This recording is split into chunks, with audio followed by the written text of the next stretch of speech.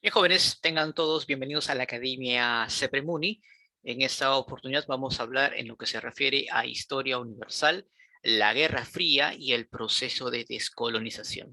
La semana pasada habíamos hablado sobre la Segunda Guerra Mundial, habíamos analizado las características, causas y consecuencias. Pero bien, al término pues de la Segunda Guerra Mundial, el mundo prácticamente no vivió en paz, a pesar de haberse creado instituciones supranacionales como la ONU, por ejemplo, y haberse dado los lineamientos para una nueva forma de ver el mercado mundial a través, pues, de las instituciones financieras como el Fondo Monetario Internacional, el Banco Mundial y todo lo concerniente pues al Bretton Woods, que era la nueva forma obviamente de ver la economía en el mundo, donde justamente el dólar iba a tener preponderancia.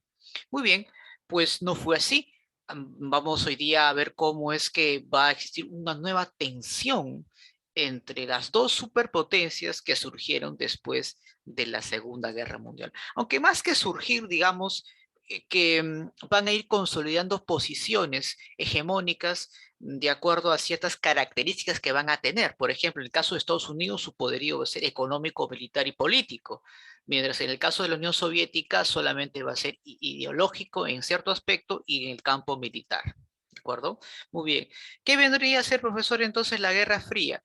Bueno, vendría a ser pues un periodo de tensión y enfrentamiento de manera indirecta, claro está, entre estas dos superpotencias, me refiero pues a los Estados Unidos y a la Unión Soviética, por la hegemonía mundial, ¿no?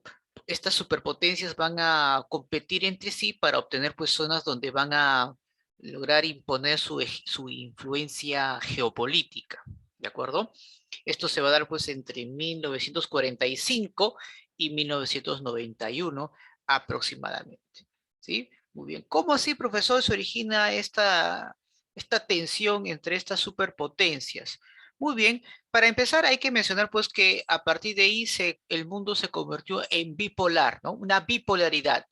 Hablamos pues del capitalismo versus el socialismo. Aunque, y eso hay que aclararlo, y eso lo vamos a saber más cuando hablemos sobre el fin de la Guerra Fría o la desintegración de la Unión Soviética, más que todo fue un tema político e ideológico, ya que en el fondo, bajo el concepto económico, la Unión Soviética nunca ejerció un socialismo, más bien en una primera etapa ejerció el capitalismo de Estado para luego pues volverse capitalista liberal, ¿no? Justamente ya durante el tiempo de Gorbachev es donde empieza pues a tener una reestructuración basada justamente en ese concepto, ¿no? Del liberalismo económico, que repito, la próxima semana voy a explicarlo con mayor énfasis.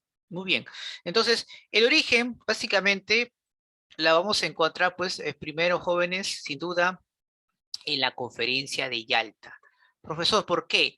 Esto se dio pues en el marco todavía de la Segunda Guerra Mundial, claro. Ya las primeras desavenencias se dan justamente en este encuentro entre las superpotencias. Recuerden que esto se dio pues en febrero de 1945 y ahí básicamente se están evidenciando los primeros desacuerdos entre los Estados Unidos y la Unión Soviética. ¿Por qué, profesor? Porque justamente aquí es donde empezó pues a discutirse acerca del futuro de Alemania, ¿no? ¿Cuál era pues en este caso, cuál era o qué acuerdos iban a llegar entre estas superpotencias con respecto pues a lo correspondiente pues a esta Alemania que ya estaba prácticamente, mm, digamos, rendida, por así decirlo, ¿no? Ya las tropas soviéticas y las tropas norteamericanas estaban pues acercándose a Berlín. Entonces ahí vemos pues las primeras desavenencias, ¿no? Entre, entre la Unión Soviética y los Estados Unidos, ¿no? Claro que después esto al final llega a un acuerdo en dividirse Alemania en dos importantes zonas, ¿no? Alemania Oriental para la Unión Soviética y luego pues la Alemania Occidental para los aliados, ¿no? En especial pues para los Estados Unidos. Otro aspecto importante en el marco pues de los inicios de la Guerra Fría, jóvenes, es justamente, bueno, ahí están justamente los miembros, los principales líderes que se van a reunir. En el centro está pues Roosevelt, presidente de los Estados Unidos, está Joseph Stalin, y el otro lado, el otro extremo derecho, está pues el primer ministro Winston Churchill. Muy bien, ¿qué otro aspecto, profesor, también hay que tomar en cuenta en el marco de los inicios de de la Guerra Fría? Bueno, en la conferencia de Potsdam. En la conferencia de Potsdam, que se desarrolló en julio de ese mismo año, se decide pues básicamente la división de Alemania en cuatro zonas, pero además acá también se empieza pues a tomar una serie de iniciativas o de asuntos con respecto a cómo o cuáles van a ser las condiciones por la cual pues la Unión Soviética, perdón, Japón va a rendirse, ¿no? Pero lo importante es que aquí en la Conferencia de Potsdam ya pues se divide pues en cuatro zonas, ¿no? Una para la Unión Soviética en el lado oriental de Alemania y las otras tres para los aliados de los Estados Unidos, me refiero pues a Gran Bretaña y Francia. Pero después pues van a nacer dos países, ¿no? Como consecuencia de esta situación. Nace pues Alemania Oriental bajo el control de los soviéticos y nace Alemania Occidental bajo el control de los Estados Unidos, ¿no? Claro que una de ellas se va a llamar pues República Federal Alemana y la otra se va a llamar República Democrática Alemana, ¿no? Básicamente. Muy bien, entonces ahí estamos viendo pues ya las primeras desavenencias que va a existir entre estas superpotencias justamente durante ya finales de la Segunda Guerra Mundial. Ahí vemos por un mapa donde claramente vas a ver pues las áreas o las zonas que van a ocupar tanto la Unión Soviética, los Estados Unidos y sus aliados. Muy bien. Y otro aspecto importante es el discurso de Winston Churchill ante la comunidad internacional, cuando acusa pues a los soviéticos de crear una cortina de humo o una cortina de hierro en Europa, ¿no? Ahí pues este primer ministro propone un frente occidental contra el socialismo de la Unión Soviética por haber pues hecho que Europa o por haber conseguido que Europa pues se divida en dos secciones, ¿no? En dos sectores. La Europa oriental bajo la influencia de la Unión Soviética y la Europa occidental bajo el control de los Estados Unidos, Gran Bretaña y Francia principalmente. ¿Correcto? Muy bien. Entonces, ya hemos hoy día, hemos conocido un poco acerca de los orígenes de la Guerra Fría que se dan dentro de lo que es finales de la Segunda Guerra Mundial. Vamos a ver ahora algunos acontecimientos importantes con respecto con respecto pues a la Guerra Fría. Básicamente nos vamos a enfocar en los planes de reconstrucción, principalmente de Europa y Japón. A ver, vamos a ver acá. Aquí cada una de estas superpotencias jóvenes van a empezar a promover planes de reconstrucción en sus zonas de influencia, ¿no? Para poder consolidar su hegemonía sobre estos territorios que obviamente van a ocupar. Por ejemplo, por el lado de los Estados Unidos, va a promover el Plan Marshall, que era reconstruir Europa Occidental luego del desastre de la Segunda Guerra Mundial. Va a reactivar la economía y reconstruir desde sus cimientos a Japón a través del Plan DAC. Y en 1957, mediante el Tratado de Roma, nace la Comunidad Económica Europea. Y para hacer frente a la Unión Soviética, también organiza un bloque militar para garantizar, pues, en este caso, la hegemonía por parte de los aliados de Estados Unidos en esta área, ¿no? En este continente. Surge la organización del Tratado del Atlántico Norte, la OTAN, en la cual pues reúne a Estados Unidos y a los países de Europa Occidental. Por su parte, la Unión Soviética tampoco se queda atrás y también tiene sus propios planes de reconstrucción. Por ejemplo, la Unión Soviética aplica lo que es el Plan Molotov, un plan de reconstrucción y apoyo económico para Europa del Este, ¿no? Es decir, para Europa Oriental. En este caso, con el apoyo de la Comecon, que es la institución que se va a encargar justamente de hacer este plan, ¿no?, de reconstrucción de Europa Oriental. ¿Qué significa la Comecon, profesor? Significa pues el Consejo de Ayuda Económica Mutua. Y para hacer frente a la OTAN, la Unión Soviética crea lo que se conoce como el Pacto de Varsovia, donde reúne a la Unión Soviética y a sus países aliados de Europa Oriental. Entonces, ahí justamente estamos viendo algunos aspectos importantes. Pero esto no va a ser solamente lo único que vamos hoy día a conocer con respecto a esta competitividad, a esta tensión entre estas superpotencias. Harry Truman, el presidente de los Estados Unidos que va a reemplazar a Roosevelt por su muerte, Truman es justamente presidente entre 1945 y 1953. Recordemos pues que Truman es el que ordena lanzar las dos bombas atómicas en Hiroshima y Nagasaki, ¿de acuerdo? Muy bien. Él utiliza pues o realiza una política intervencionista, ¿no?, básicamente para tratar de detener el expansionismo del socialismo soviético. Y sobre todo esto en América Latina, donde obviamente va a utilizar y para ello va a recibir todo el apoyo de los diferentes gobiernos e instituciones en toda América para dicho propósito, donde se le va a instruir, se les va a persuadir a la población de que obviamente las ideas del socialismo soviético eran lo peor, lo más desastroso que podía pasarle a las democracias de sus respectivos países. Y cualquier partido, cualquier movimiento de tendencia socialista bajo el idealismo del marxismo y el leninismo eran completamente terribles para la sociedad, ¿no? Y es por eso que ahí pues los grupos de poder, las élites, se van a encargar justamente de diseminar, de expandir estas ideas básicamente propuestas por los Estados Unidos, ¿no? Claro, la idea era pues evitar que América Latina se contagie de estas ideas socialistas que estaban yendo o que se estaban expandiendo en Europa Oriental, en algunos sectores de Asia, etcétera, ¿no? Entonces, esa era obviamente la idea. Entonces, cualquier intelectual, cualquier persona, institución que respalde estas ideas iban obviamente a ser controversiales e incluso arremetidos contra un importante sector de la sociedad, empujados, liderados por las élites que claramente estaban a favor de los intereses de los Estados Unidos. Entonces, eso es importante, ¿no? Recordar eso. Muy bien. Ya como parte, obviamente, de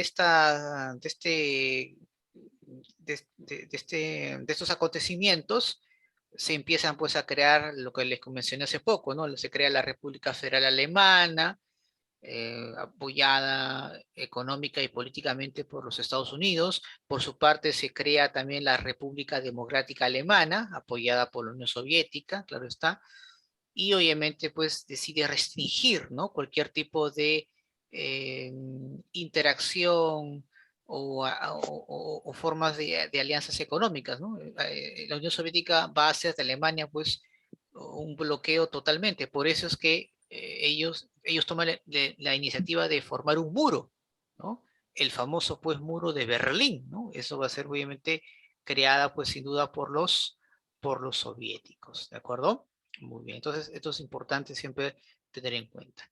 Muy bien, profesor, ¿qué características podemos encontrar aquí con respecto pues a la Guerra Fría, ¿no?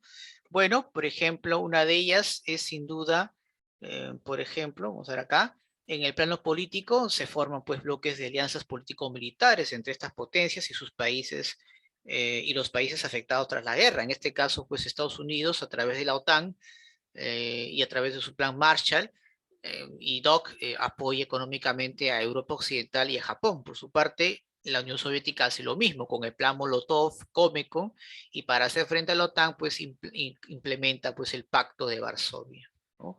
Entonces, y algo interesante, estas superpotencias van a tener mucha influencia en diferentes sectores del mundo y van a ejercer o van a promover conflictos locales, justamente para tomar el control de sus recursos o para afianzar su poder frente a su rival, en este caso ya sea de Estados Unidos o de la Unión Soviética.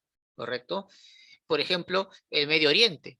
En el Medio Oriente, pues de hecho, estas superpotencias van a tratar de generar conflictos internos en esta región, porque el Medio Oriente para ambas superpotencias era importante estratégicamente, o sea, militar y estratégicamente era importante para ellos bajo un punto de vista geopolítico, pero también sus recursos. ¿Qué recursos tenía, profesor, Medio Oriente? O tiene el petróleo, ¿no? El petróleo obviamente es algo que van a también tener en cuenta, ¿no? Y eso es también importante, ¿no? Y hay que recordar, pues, que la situación era muy tensa. ¿Por qué? Porque ya desde 1949 la Unión Soviética alcanzó producir bombas atómicas. Entonces, eso es importante tener en cuenta. Y Estados Unidos se quedó atrás. A partir de 1952, los Estados Unidos logró, pues, crear la bomba de hidrógeno, que era, pues, una bomba mucho más destructiva que la que había, obviamente, explotado en Hiroshima y Nagasaki. Y por si fuera poco, en los años 60, China también logra, pues, crear, pues, sus propias bombas atómicas, ¿no? Imagínate. Hoy en día, hay varios países con que cuentan bombas atómicas. China, Israel, Estados Unidos, Rusia, Francia, Inglaterra, Pakistán, Corea del Norte, ¿ya? Entonces, la lista pues se va acrecentando, ¿no? Muy bien. Entonces, esta es una característica pues en el ámbito político. Profesor, en el ámbito económico, ¿qué podemos destacar? Bueno, en el ámbito económico, pues va a haber una formación de bloques de ayuda económica, que les mencioné, Plan Marshall por el lado de Estados Unidos, Plan Molotov y Comecon por el lado de la Unión Soviética. Estados Unidos y la Unión Soviética van a apoyar pues una serie de movimientos de descolonización, que eso también ya lo vamos a ver más adelante, con el propósito obviamente de tener algún tipo de interés o influencia, ¿no? En estas áreas territoriales, claro que sí, ¿no? Eso también hay que tener en cuenta siempre. En el ámbito tecnológico hay una carrera armamentista sin declaración de guerra, por eso se le llamó pues la Guerra Fría, ¿no? Aquí la carrera espacial también pues va a ser parte obviamente de su plan. Por ejemplo, el primer país en lograr tener un crecimiento o adelantarse pues en el campo de la carrera espacial justamente va a ser la Unión Soviética. Hay que recordar pues que la Unión Soviética envió pues el primer satélite espacial, el Sputnik, en 1957. Y ese mismo año envía otro satélite, el Sputnik 2. Y más adelante, por primera vez en la historia de la humanidad, lanzan al espacio exterior al primer hombre, al bordo pues del Voskhod en 1961, cuyo protagonista pues es Yuri Gagarin. Y Estados Unidos, después de que la Unión Soviética se había adelantado enormemente en la carrera espacial, hace todo un trabajo, todo un plan para poder alcanzar y, si es posible, superar a la Unión Soviética. Gracias pues al apoyo de muchos científicos alemanes que habían sido reclutados luego de la Segunda Guerra Mundial, logran pues desarrollar enormemente y con éxito todo lo concerniente pues a la carrera espacial. Tanto así jóvenes que lanzan al primer hombre en la Luna a través o al bordo del Apolo 11. ¿De quién nos estamos refiriendo? De Neil Armstrong, 1969. Entonces, y ojo, ¿no? Eso es solamente un ejemplo con respecto a este enfrentamiento en el ámbito tecnológico. También lo vamos a ver en otros aspectos, cultural, ideológico, hasta en los deportes, por ejemplo, también pues había esa rivalidad, ¿no? Entre la Unión Soviética y los Estados Unidos. ¿De acuerdo? Muy bien. En el ámbito social, como yo le mencioné, va a aparecer pues lo que se conoce como el mundo bipolar, ¿no? Donde Estados Unidos busca a través de su influencia, permite pues la apertura de mercados, eh, promueve la propiedad privada, eh, mientras que la Unión Soviética proponía más bien el cooperativismo, promovía en el cual pues el Estado sea el que maneje los recursos o los medios de producción, en fin, ¿no? Entonces eran dos conceptos totalmente distintos en ese aspecto, ¿no? Muy bien. Eh, es decir, económicamente Estados Unidos proponía el capitalismo liberal y la Unión Soviética proponía el capitalismo de Estado, ¿no? Disfrazado pues de socialismo, que de socialismo no tenía absolutamente nada, ¿no?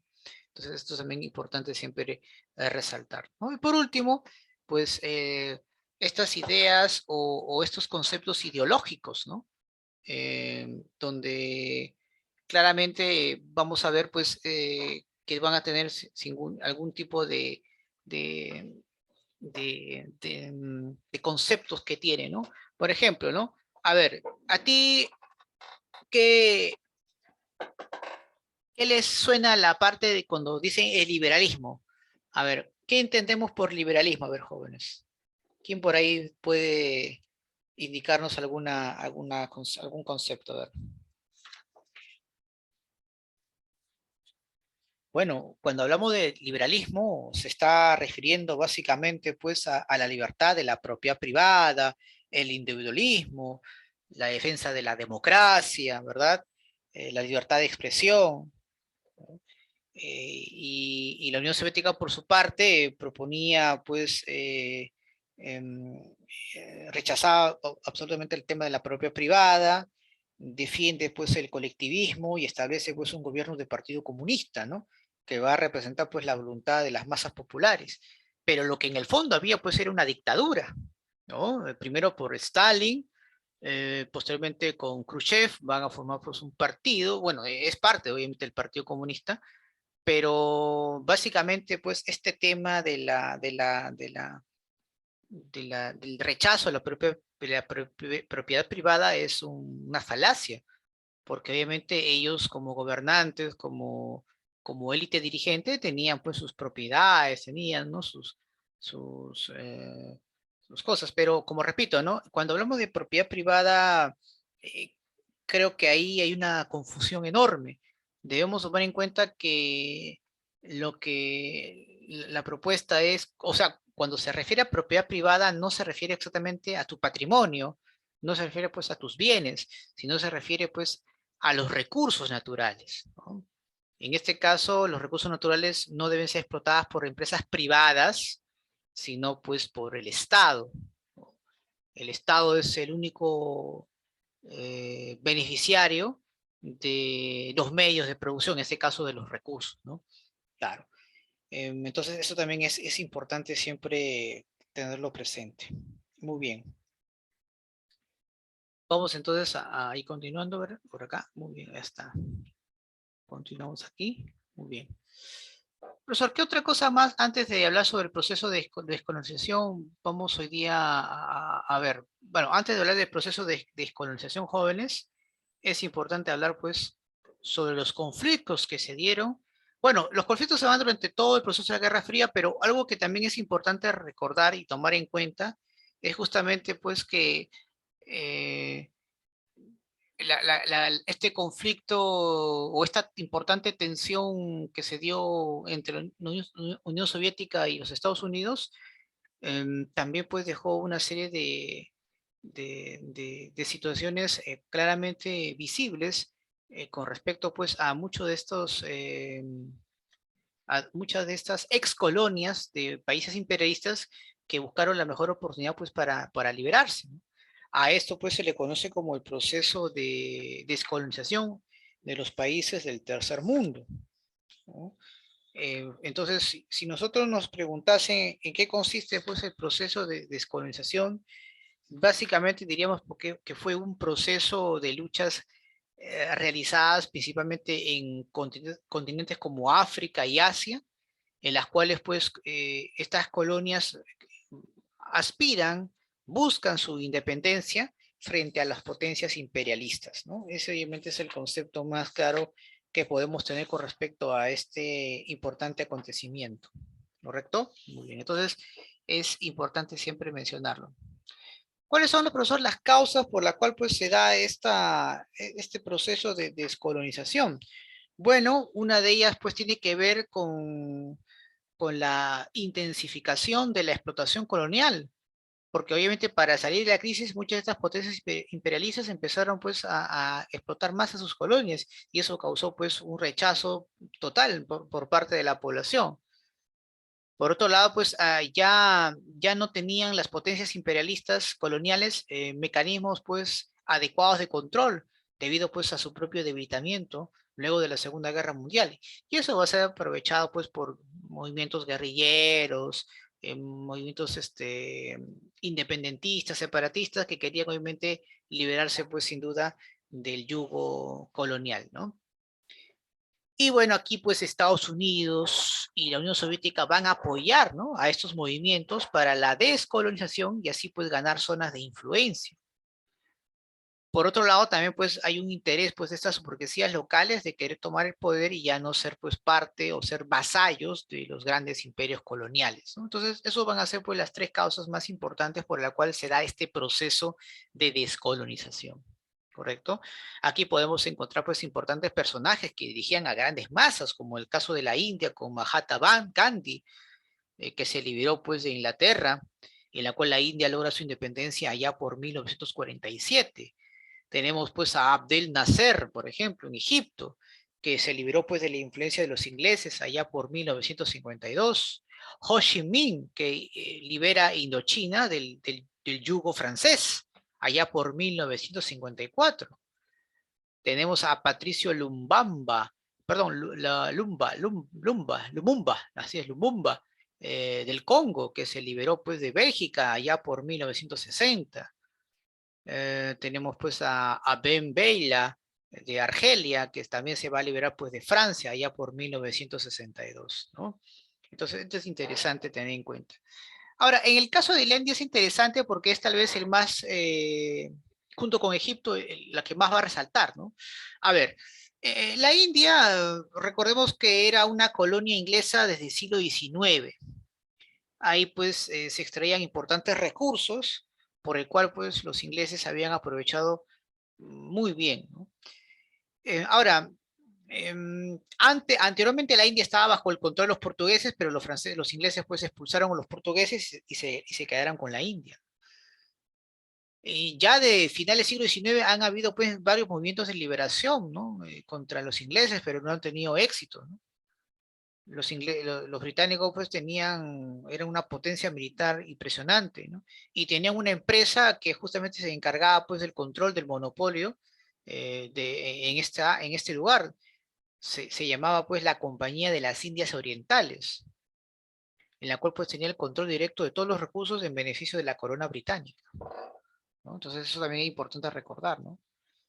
Ya en las primeras décadas del siglo XX, Inglaterra pues dictaba una serie de leyes que agudizaban pues los problemas de la población en la India, hasta que en 1930 Gandhi propone o impulsa la desobediencia civil, una forma de resistencia pacífica como protesta ante estas leyes, obviamente, que Inglaterra estaba realizando, ¿no? Unas leyes que claramente pues perjudicaban a la sociedad de la India, ¿no? Tras la Segunda Guerra Mundial, pues, y ante la crisis que Inglaterra tenía, el primer ministro Clement, pues, Clement Attlee, anuncia, pues, la independencia de la India porque ya no puede más sostenerla, ¿no? Y se hace, pues, la transferencia, ¿no?, de una India colonial a una India independiente.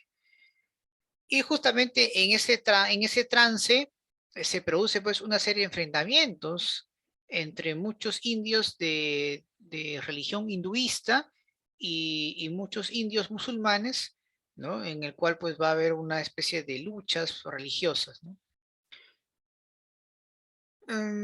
Inglaterra, como medida arbitraria, acuerda dividir el territorio en dos sectores, ¿no? Surge de esa manera Pakistán, territorio pues destinado a los musulmanes, y la India propiamente dicha para los hindúes y otras religiones contrarias al musulmán.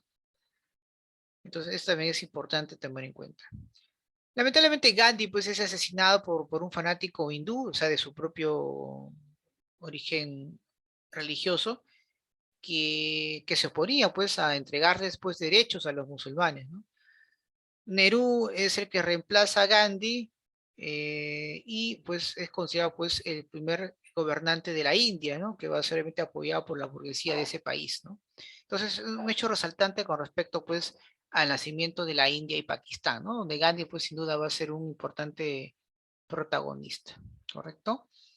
Muy bien. En el caso de Egipto, pues Nasser propone pues una nacionalización del canal de Suez que estaba a manos de Gran Bretaña, con el apoyo de la Unión Soviética logra hacerlo, pero tras la muerte de este van a asumir pues una serie de líderes que van a tratar de cierta manera pues buscar lograr pues su independencia oficial frente al poderío británico.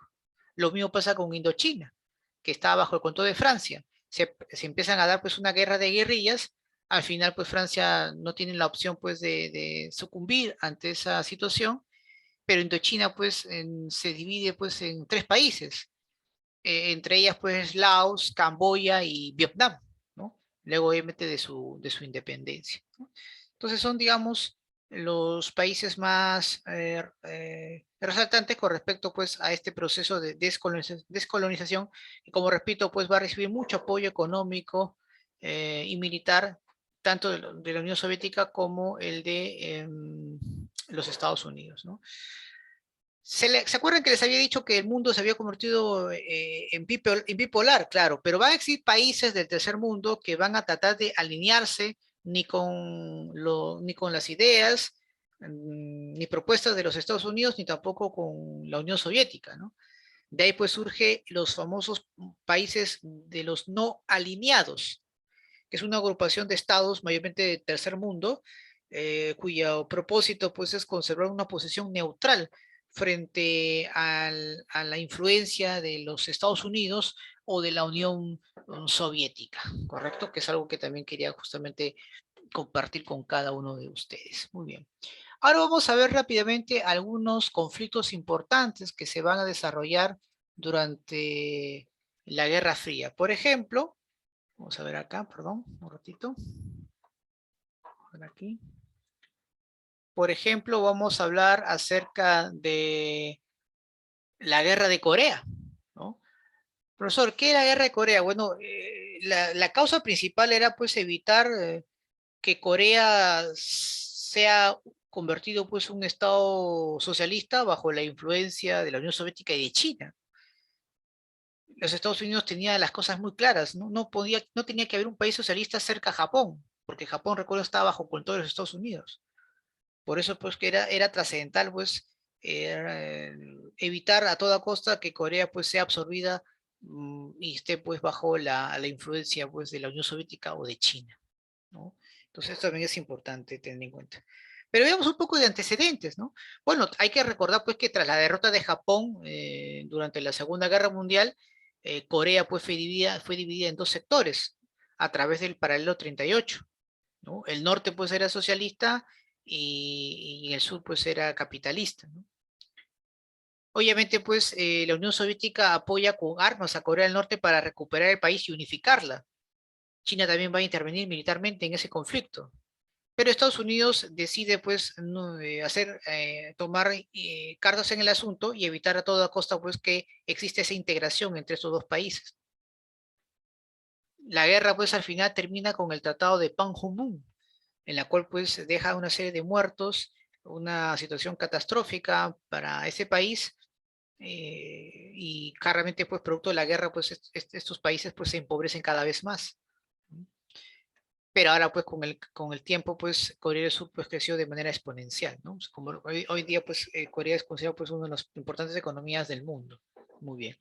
Aquí, en esta época, quien se benefició bastante con la guerra fue, sin duda, el Perú. Gracias a ello, pues, nuestras exportaciones de minerales subieron enormemente, y eso fue durante el gobierno, pues, de Manuel Odría. Muy bien.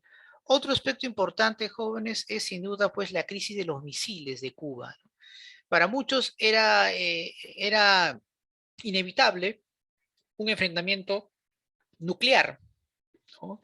¿Por qué se dio este conflicto? Bueno, la causa principal era pues evitar pues que en este lugar se instalen bases militares con armamento nuclear en Cuba, porque eso obviamente era un peligro para los intereses de los Estados Unidos, ¿no?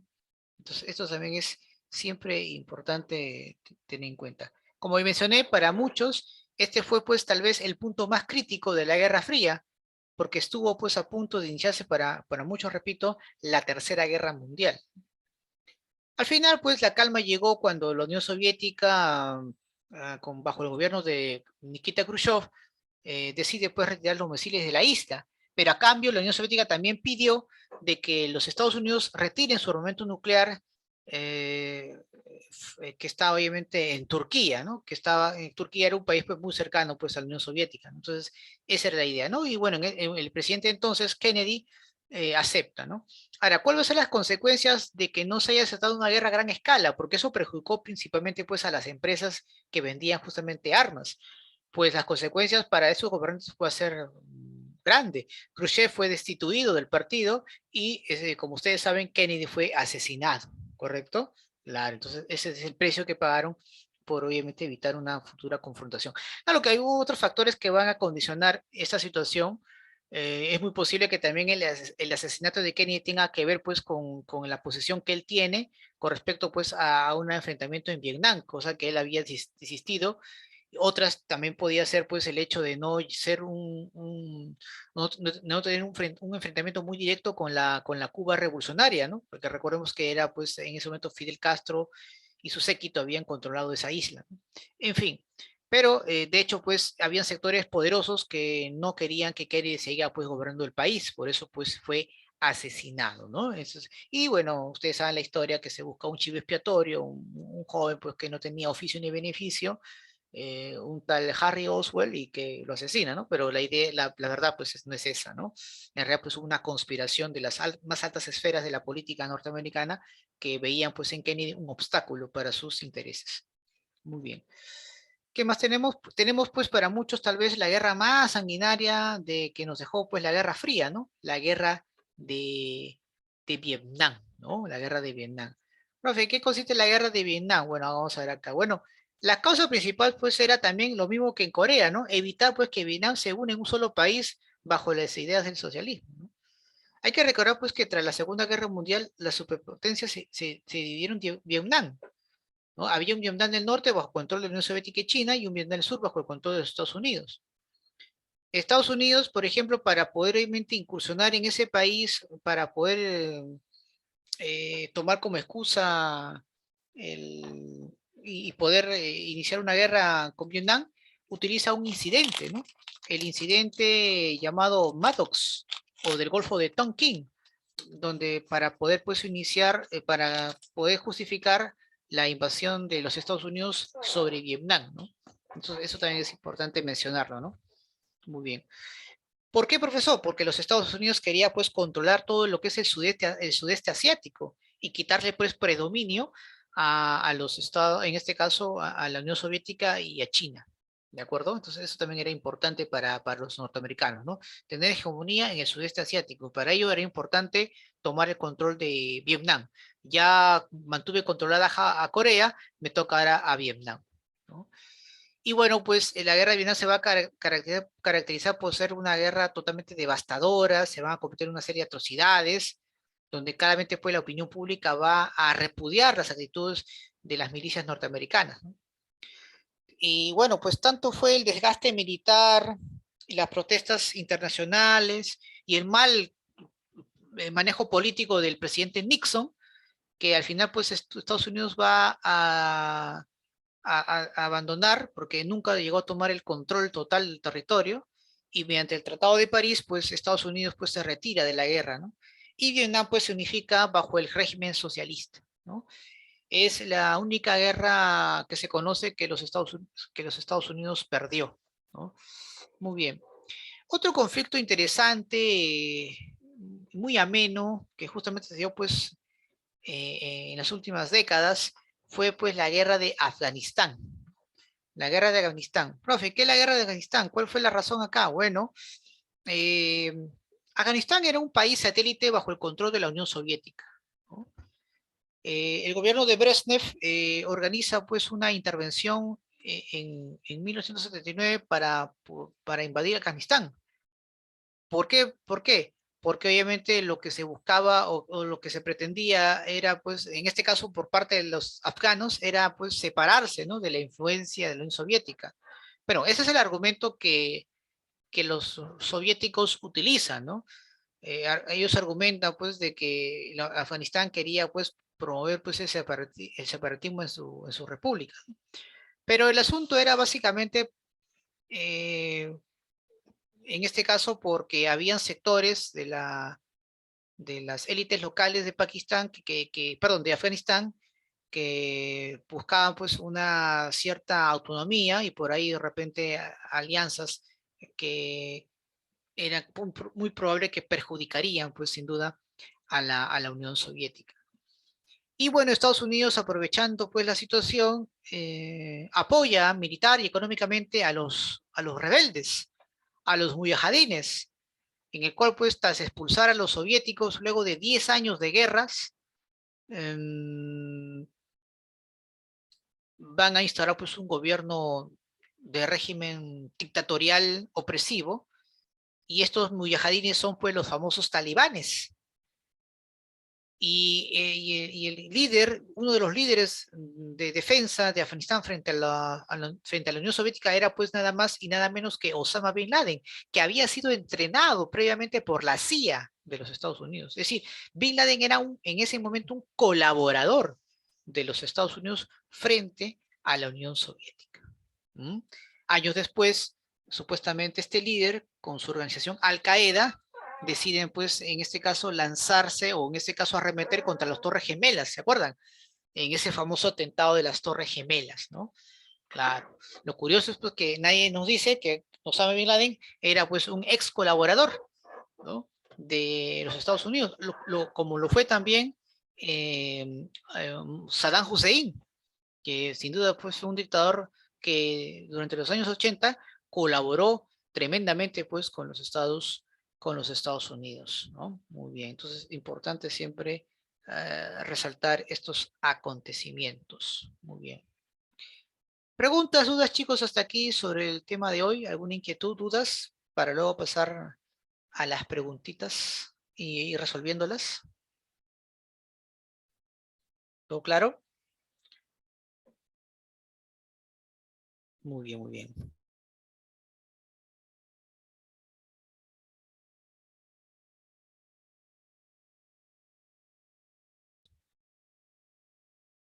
A ver, primera pregunta, dice, el Plan Marshall fue aplicado en Europa Occidental y con mayor impulso ahí está, para evitar pues la influencia del comunismo soviético. En este caso hablamos pues, en especial, ¿dónde va a apoyar? Va a apoyar a Europa Occidental, pero en especial, ¿a qué país? A Alemania Occidental, ¿no? Muy bien, la letra D, ¿no? De ahí viene pues el milagro alemán, ¿no? ¿Cómo se recuperó pues la Segunda Guerra Mundial? Ah, por el apoyo norteamericano, obviamente, justamente porque quería evitar pues que este país esté bajo la influencia de la Unión Soviética. Dos, en el contexto de la Guerra Fría, el macartismo consistió en, esto es interesante, ¿no? Eh, el macartismo y la doctrina Truman era pues una forma también pues de evitar la influencia pues del socialismo en América Latina y en otros países o regiones que estaban bajo la influencia pues de los Estados Unidos, ¿no? En este caso pues cuando hablamos del macartismo, tiene que ver obviamente justamente con esta idea, ¿no? Que de hecho pues es importante siempre mencionarlo y espero pues que quede, no haya pues algún tipo de problemas con respecto a esto, ¿no? Entonces, vamos a ver ya qué podemos entender bajo este concepto que se tiene. Dice, ¿no? Proponer la independencia de las colonias británicas, iniciar una ofensiva militar generalizada contra la Unión Soviética, reprimir a los movimientos de izquierda en todo el mundo, frenar la expansión del socialismo al interior de los Estados Unidos. A ver, ¿cuál es a ver, la D o la C? ¿Qué dicen ustedes?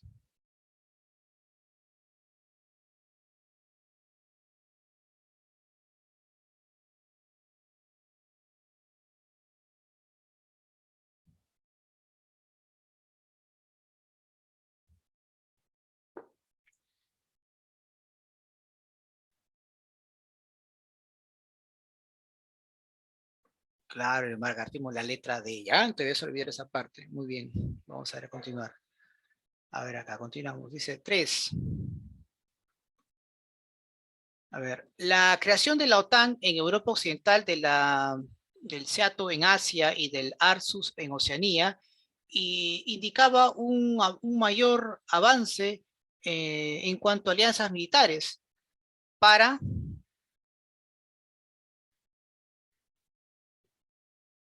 la Unión Soviética, para China, para Japón o para Estados Unidos.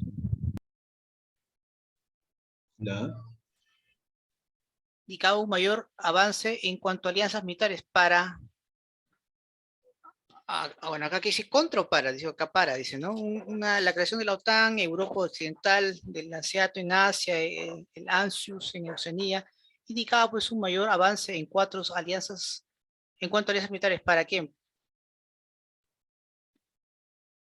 Estados Unidos. Para Estados Unidos, ¿no? Porque acá dicen contra Estados Unidos, sino para Estados Unidos, ¿no? Si fuera contra, sería pues de hecho contra la Unión Soviética. Continuamos, gracias. Las acciones militares en la guerra de Corea llegan a su fin con una tregua entre las dos zonas de conflicto. Por la división a partir del paralelo 38, división del paralelo 17, división a partir de la cortina de hierro o el aislamiento de Corea respecto al comunismo soviético y chino. Bueno, al final pues se decidió pues que la división sea a través del paralelo 38, ¿no? Como en el Tratado de Panmunjom. Muy bien. Dice, luego de la muerte de Stalin, los líderes soviéticos deseaban mejorar pues las relaciones diplomáticas con Estados Unidos, pues en ese mismo año, en 1953, ambas potencias ya poseían pues la bomba de hidrógeno, lo que hacía pues un equilibrio muy endeble entre ambos bandos. Si se quería evitar la guerra nuclear, debía reducirse pues las tensiones internacionales. En este contexto fue planteada por la Unión Soviética la coexistencia pacífica, ¿no? La coexistencia pacífica. Muy bien. Continuamos acá. Señale cuáles de los siguientes países promovieron una política de no alineamiento frente a los bloques de la Guerra Fría. Bueno, claramente pues eran los países del tercer mundo, pero mayormente en este caso promovidos por Egipto y la India, ¿correcto? Muy bien. Al decidir retirar las tropas norteamericanas de Vietnam, el presidente Nixon dio inicio, vamos a ver acá, a la unificación de Vietnam, ¿no? A la vietnamización de la guerra de Vietnam, al incidente de McDougall o al respaldo de Estados Unidos al frente de la liberación nacional de Saigón. Bueno, a ver acá, dice, al decidir retirar las tropas norteamericanas de Vietnam, el presidente Nixon dio inicio a la unificación de Vietnam. Bueno, él no lo dio, sino que no se unificó, pero no por voluntad de él. A la vietnamización de la guerra de Vietnam, al incidente de McDougall, eso ocurrió antes, o al respaldo de los Estados Unidos frente a la liberación nacional de Saigón. Bueno, eso obviamente también es antes, ¿no? ¿Cuál podría ser, de hecho? Ya estamos ya descartando algunos temas. La unificación de Vietnam. Bueno, pero dice, se dio inicio, ¿no? Porque él habla que dice, dio inicio, pero es lo que no entiendo esta parte, ¿no? Bueno, lo único que sabemos que después de la guerra de Vietnam, pues se unificó, ¿no? Se unificó bajo el régimen socialista, muy bien. Entonces la letra A, ¿no? El otro nosotros no tiene un sentido. 3, perdón, continuamos, 8, dice, las invasiones soviéticas a Checoslovaquia y Afganistán se produjeron durante el gobierno de ¿quién? ¿Quién fue el que invadió Afganistán y anteriormente Checoslovaquia? Brezhnev, ¿ya? Ese fue Brezhnev, muy bien.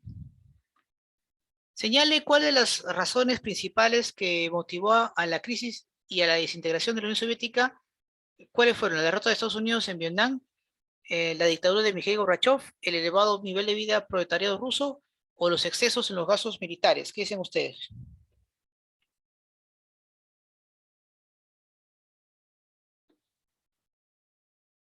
Bueno, sin duda, pues los excesos de los gastos militares, ¿no? Que mayormente se preocupó pues en la industria pesada y no tanto en otras actividades. Aunque las causas principales fueron otras que ya, repito, la próxima semana les hablaré, ¿no? Cuando hablemos sobre la desintegración de la Unión Soviética. Las reformas de Gorbachev ocasionaron pues la caída de la Unión Soviética por resquebrajar el sistema económico político del Partido Comunista Soviético, el interés en privatizar los medios informativos, la aplicación radical del neoliberalismo económico o las críticas de los sectores radicales de izquierda. claramente pues Gorbachev lo que hace es aplicar el neoliberalismo en la Unión Soviética, ¿no? Con mucha fuerza, por lo cual pues aceleró su decaimiento. Esa es la letra C de casa. Muy bien, muy bien. Prácticamente la aplicación del neoliberalismo nos demostró pues que hasta un gigante cae, como es el caso de la Unión Soviética, ¿no? Y ahora pues mayormente pues muchos países están sufriendo eh, como consecuencia pues de este nuevo modelo económico que surge en los años 70.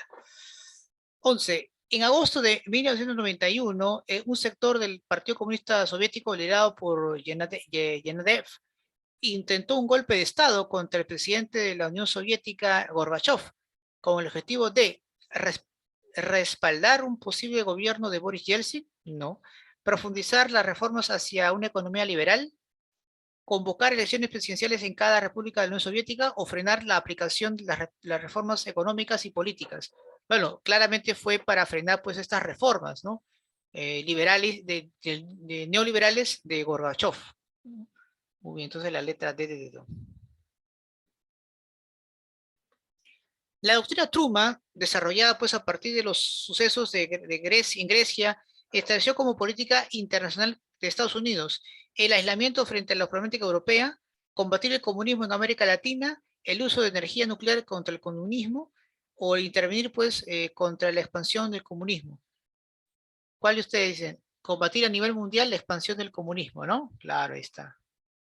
Listo. La letra D de dedo, muy bien. 13. La teoría del dominó desarrollada en Estados Unidos buscó frenar los sangrientos conflictos bélicos de la Guerra Fría, dominar la política económica, económicamente Japón, o neutralizar la influencia del socialismo, o promover la inversión norteamericana de los países socialistas. A ver, a eso sí está complicado. A ver, vamos a ver en qué consiste la teoría del dominó.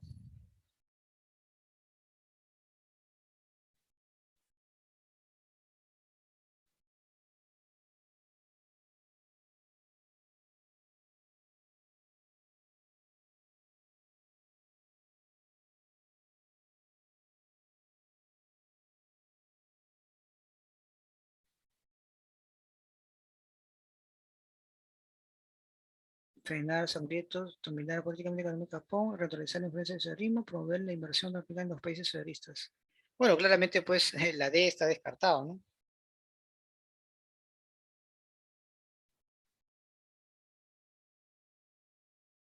Bueno, claramente cuando se refiere pues a la teoría del dominó es la intervención o, o en este caso, claro, la intervención de la política internacional por parte de Estados Unidos para obviamente evitar, ¿no? Algún tipo de contrariedades. Entonces, la A descartado, también la B, promover la inversión norteamericana en los países socialistas. Bueno, no, claramente, pues, de hecho, pues, es neutralizado por la influencia del socialismo, ¿no? La letra C, ¿de acuerdo? La letra C. Muy bien, chicos. Vamos entonces a un pequeño break y luego, pues, continuamos con historia del Perú. Vamos a hablar hoy día sobre el gobierno revolucionario de las Fuerzas Armadas, ¿sí? Entonces, una breve pausa y continuamos. Descarguen los materiales que ya más o menos les mostré el blog, ¿ya? Muy bien. Entonces, unos minutos, 5 minutos de descanso y continuamos. Bien, jóvenes, continuando con la sesión, esta vez en Historia del Perú, vamos hoy día a hablar sobre el gobierno revolucionario de las Fuerzas Armadas. Diríamos pues que es un segundo gobierno institucional, ¿verdad? Que va a sin duda pues realizar una serie de reformas económicas, sociales y políticas, ¿no? En beneficio de la burguesía nacional y también para hacer frente a las protestas y conflictos que se estaban dando en esa época, ¿no? A través de un control pues, de un Estado totalitario, ¿no? Esa es, digamos, la característica esencial de este gobierno. Entonces, si nosotros nos preguntasen, profesor, con respecto al gobierno de las Fuerzas Armadas, ¿qué podríamos responder? Bueno, es una dictadura militar, ¿no? Que buscó acabar con el poder de la vieja oligarquía exportadora, promover pues un desarrollo industrial para justamente favorecer a esta burguesía nacional que quería obviamente desplazar a la vieja oligarquía del poder, ¿no? Pero además también era necesario evitar conflictos sociales debido pues al avance de las guerrillas, en el cual pues el temor del Estado peruano y también de los Estados Unidos era pues que estas guerrillas tengan reciban el apoyo incondicional de las masas campesinas, ¿no? Entonces era importante pues hacer varios cambios, en especial reformas como la reforma agraria, ¿no? Que era fundamental. Y bueno, ¿cómo llega acá? Bueno, en este caso, las propuestas de los militares consiste principalmente pues en tener pues un modelo de desarrollo económico, ¿no? Bajo los lineamientos de la CEPAL, que era la famosa Comisión Económicamente la Comisión Económica para América Latina. Lo curioso es que era promovido por los Estados Unidos. Y bueno, muchos de estos militares se formaron pues en el CAEM, ¿no? En los Centros de Altos Estudios Militares, y tenían ese concepto, ¿no? Ellos se basaban pues en esta doctrina de seguridad nacional, ¿no? De integración social y desarrollo económico, ¿no? Hoy en día muchos altos mandos militares del Perú, como también América Latina, los altos mandos o aspirantes a tener cargos importantes en las milicias de los países de América Latina, mayormente pues se van a la Escuela de las Américas en Estados Unidos, en la cual pues van a tener una doctrina totalmente distinta, ¿no? A lo que tenían en esa época los miembros de las Fuerzas Armadas. ¿Qué es lo que se busca con este cambio, profesor? Se busca pues que los altos mandos militares tengan una idea distinta, ¿no? Por ejemplo, en el tema de golpe de estados, o militares pues que quieran desarrollar pues una dictadura populista, nacionalista, como la que hemos visto pues en Ecuador con Correa, Chávez, en Venezuela, etcétera, ¿no? Entonces, de esta manera pues se busca tener generales, comandantes más eh, acordes pues a los intereses pues, ¿no? de los Estados Unidos y los lineamientos que obviamente puedan tener sobre ellos, ¿no? Por eso es que ahí ellos están doctrinados desde muy jóvenes en la Escuela de las Américas. Entonces, por eso que cuando muchos hablan de golpe de Estado, pues en realidad pues es bien difícil porque muchos de estos militares pues están adoctrinados, ¿no? Y una de las cosas obviamente que no van a impulsar es un golpe de Estado eh, de tendencia nacionalista, ¿no? Recuerden que los golpes de Estado que hemos tenido que en el Perú, sobre todo en los últimos años, era para conservar o controlar el caos social, ¿no? Principalmente. Odría defendiendo la vieja oligarquía agroexportadora, el propio Velasco Alvarado defendiendo la burguesía nacional industrial frente a la vieja oligarquía. Entonces, siempre pues los militares siempre han actuado en función pues a los intereses de las élites, ¿no? Y no será pues excepcional también lo mismo que ocurre en los próximos años o los próximos meses, ¿no? Muy bien. ¿Cuáles son los objetivos aquí del Comando Conjunto de las Fuerzas Armadas como institución, eh, como clase gobernante, como los que van obviamente a tomar el poder? Bueno, apoyar a la burguesía industrial, sin lugar a duda. Eso obviamente es una característica importante de estos dos gobiernos, tanto el de Velasco Alvarado como el de Morales Bermúdez. Los objetivos claramente pues eran modernizar al país, acabando pues con los rasgos feudales y que pueda obviamente adecuarse al modelo económico mundial, ¿no? Que claramente pues no estaba obviamente a la altura de las expectativas o el desarrollo de la economía financiera eh, del mundo. Entonces ese era uno de los propósitos también por el cual se buscaba pues estos cambios, ¿no? El mundo estaba pues pasando por una etapa importante de un gran desarrollo del capitalismo de ese tiempo. eh, y bueno, pues el Perú pues no estaba acorde pues a esos cambios que se estaban dando en otras partes del mundo, ¿no? Aún todavía pues era una economía muy rezagada, con rasgos feudales, entonces no se estaba pues adaptando pues a las expectativas del mundo, ¿no? Entonces era necesario pues hacer la transformación necesaria. Y bueno, también el otro objetivo pues era detener pues el avance pues, de estos movimientos guerrilleros inspirados pues en la Revolución Cubana, inspirados pues en las ideas marxistas, y de esa manera también pues evitar pues que las masas campesinas lo apoyen, ¿no? Ese era el peligro, esa era la inquietud que se tenía. ¿No? Por lo tanto pues era necesario pues hacer estas reformas de una vez por todas. Hay que recordar pues que estas reformas ya se tenían que hacer de años atrás con los gobiernos de Belaúnde, por ejemplo, en la cual él tuvo la gran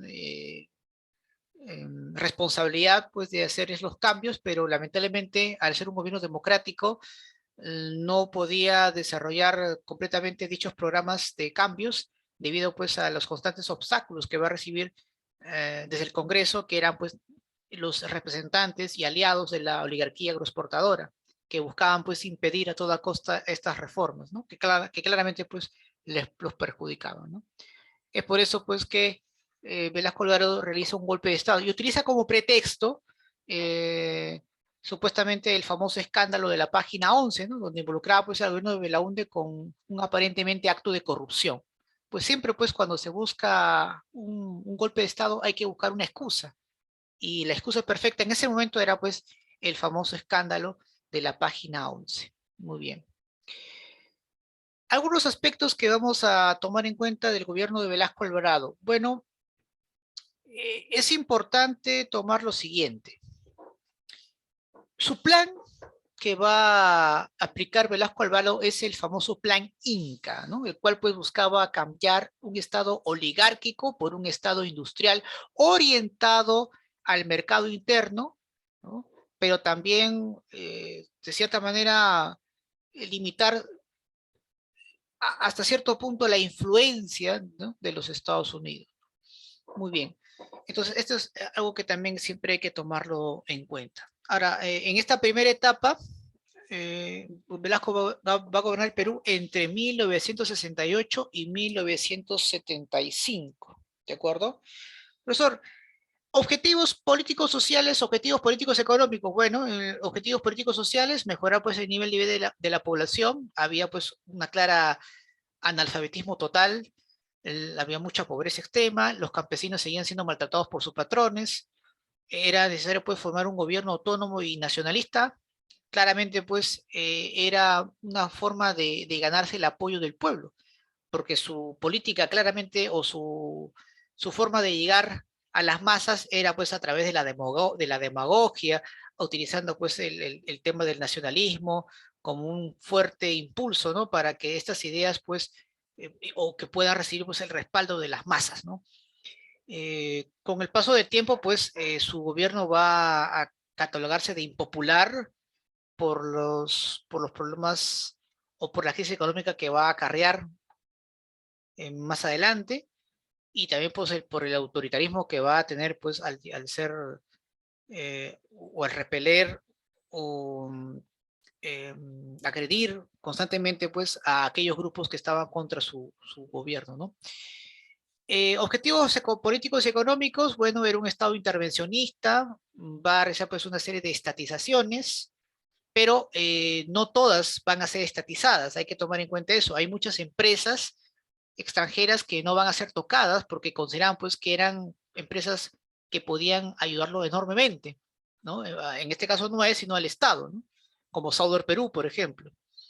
Es más, ¿no? Su gobierno va a realizar una serie de convenios, de contratos con empresas transnacionales, principalmente en el petróleo, ¿no? Como Belcom, por ejemplo, ¿no?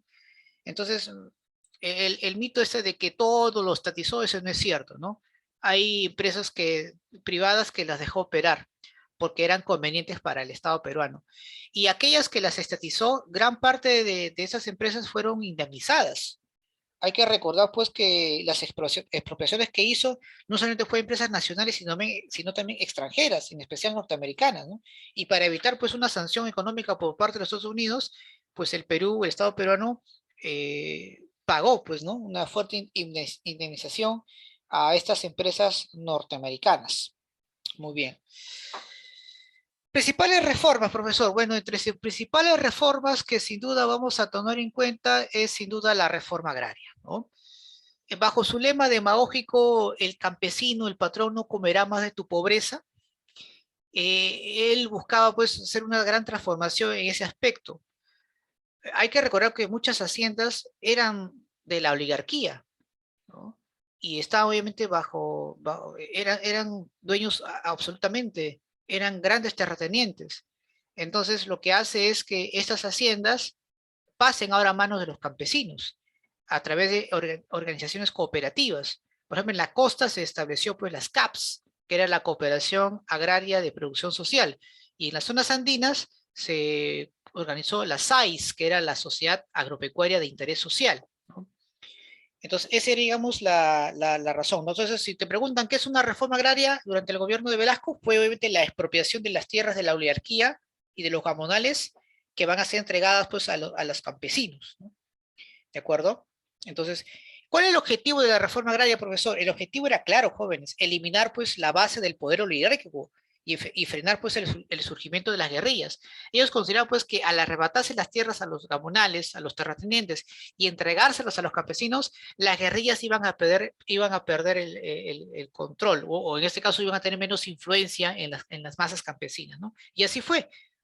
Entonces, la reforma agraria tuvo sus lados positivos y sus lados negativos. El lado positivo es que hubo una reivindicación al campesino. Se evitó que las guerrillas empezaron a tener cada vez más fuerza. Pero por el lado negativo, lamentablemente, económicamente fue un fracaso, ¿no? Lamentablemente, pues ante la falta de asistencia técnica y económica por parte del Estado, esto fue obviamente un caos, ¿no? Una situación complicada, porque cayeron nuestras exportaciones, se asentó la dependencia externa. Entonces, todo el plan, obviamente, que tenía al inicio Velasco no fue consolidado por estos problemas y por estos fracasos que tuvo, ¿no? Eso también es importante siempre tomarlo en cuenta. La reforma industrial también es algo que realizó el gobierno de Velasco y es interesante, ¿no? Porque se buscó pues generar una industria nacional e incluso se creó pues la comunidad industrial y en este caso tratar pues de desarrollar una industria básica en petroquímica, siderurgia, cemento eh, y bueno pues empieza pues a impulsar todo ello creando pues empresas estatales, Sider Perú, Centromin Perú, Enafer, Pesca Perú, Aeroperú, etcétera. Y esto es muy importante, ¿no? Es más, él aquí coloca lo que es la ley de la estabilidad laboral, donde protegía pues al trabajador contra los despidos arbitrarios. Entonces, esto, digamos, es algo interesante que se va a dar, ¿no? Como parte, obviamente, de la reforma industrial. Está también, pues, la reforma, como se dice, minera, pero voy a enfocarme más en lo que es la reforma educativa, que creo que obviamente es importante siempre tomarlo en cuenta, ¿no? Que no está ahí presente. Por ejemplo, cuando hablamos de la reforma educativa, sin lugar a duda hay que tomar en cuenta lo siguiente, ¿cuál era el objetivo? Bueno, el objetivo pues de esa reforma educativa era pues acabar con los problemas más graves que tenía la educación peruana en ese momento, que era pues el analfabetismo, ¿no? Y prácticamente la educación solamente eran para unas minorías.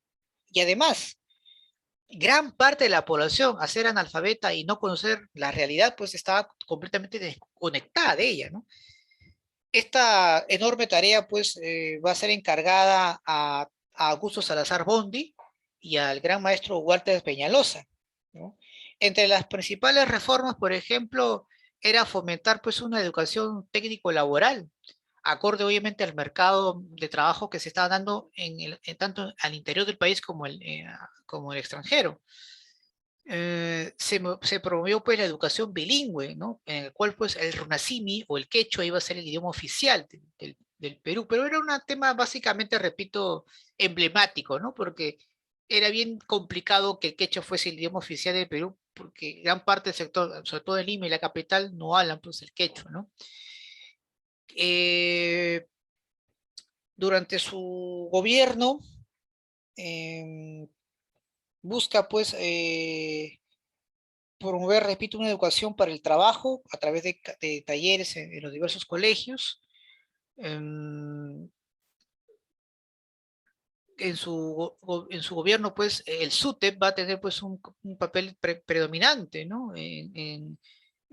Para hacer frente en algunas ocasiones con el gobierno de Velasco, porque hay que recordar que hubo fricciones entre ambos, entre ambos en un momento, ¿no? Determinado de su gobierno.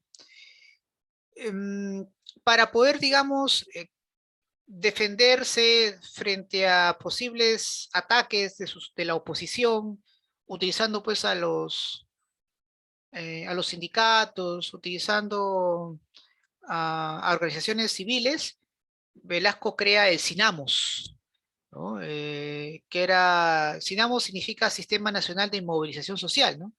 El objetivo pues era intervenir o manipular los sectores sindicales y evitar pues neutralizarlos para evitar pues que puedan hacer huelgas, protestas contra el gobierno de Velasco, ¿no?